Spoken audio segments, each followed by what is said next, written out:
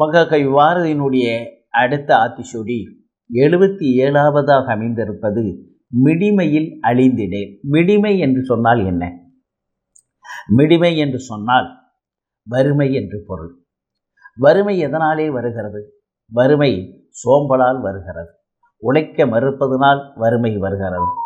சோம்பல் தான் எல்லா தீமைக்கும் அடிப்படையாக அமைந்து விடுகிறது.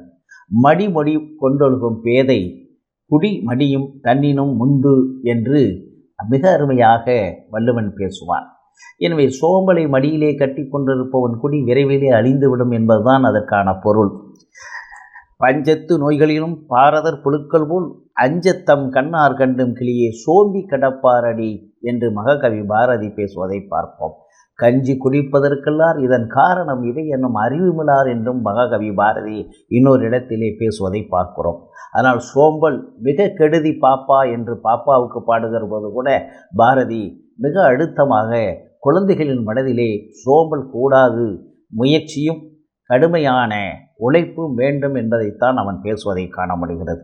தேடி சோறு தினமென்று பல சின்னஞ்சிறுகதைகள் பேசி வாடி துன்பம் ஒன்று பிறர் வாட பல செயல்கள் செய்து கூடி கிளப்பருவம் மீது பின் கூற்றுக்கு இறையனமாயும் இல்லையா வாழ்க்கை இப்படிப்பட்ட வாழ்க்கையாக என்னுடைய வாழ்க்கை இருக்குமா என்று கேட்கிறார்.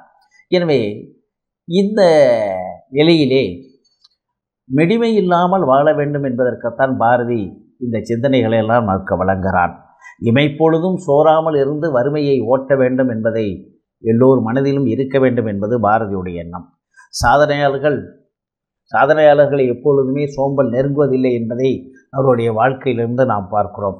சோறாமல் உழைத்தவர்கள்தான் புதிய புதிய சாதனைகளை படைத்திருக்கிறார்கள் என்பதை அவருடைய சாதனையாளர்கள் வரலாற்றிலிருந்து நாம் தெரிந்து கொள்கிறோம். எனவே எந்த நிலையிலும் சோர்வு இல்லாமல் கடுமையாக தொடர்ந்து தோல்விகளை புறம் காண்கிற அளவிற்கு தொடர்ந்து உழைக்கிறவர்கள்தான் வெற்றி காண்கிறார்கள் என்பதனாலே எந்த நிலையிலும் சோம்பல் வந்துவிடக்கூடாது என்பதைத்தான் மிடிமையில் அழிந்திடேல் என்று பேசுகிறார்.